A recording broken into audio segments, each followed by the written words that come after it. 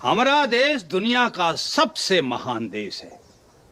हाँ भाई, संस्कार और परंपरा हमारी सबसे बड़ी ताकत है। आपको क्या लगता है?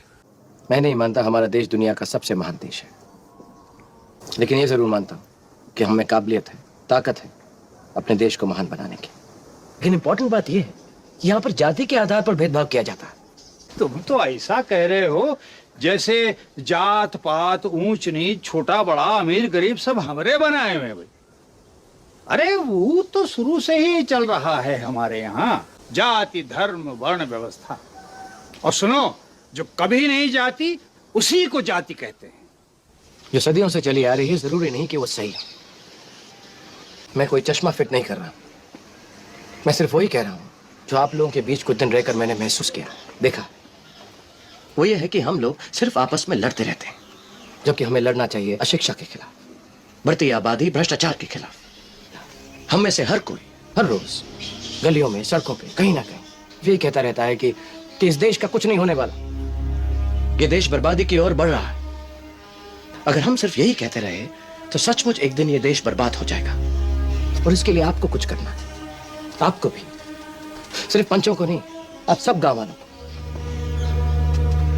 आप अपनी समस्याओं के लिए इन पंचों को दोषी ठहराते हैं, लेकिन इनकी जगह पर आकर आप भी वही करेंगे।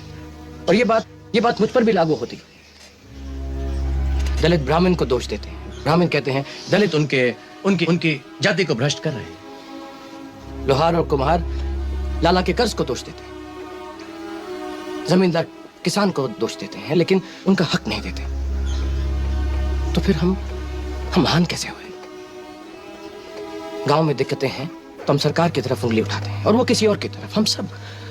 हम सब एक दूसरे को दोष दे रहे हैं, जबकि सच्चाई ये है कि हम सब ही दोषी हैं, क्योंकि समस्या हम खुद ही हैं। मैं, आप, हम सब। तुम्हारी बुद्धि भ्रष्ट हुई गई है का? ये क्या कह रहे हो तुम?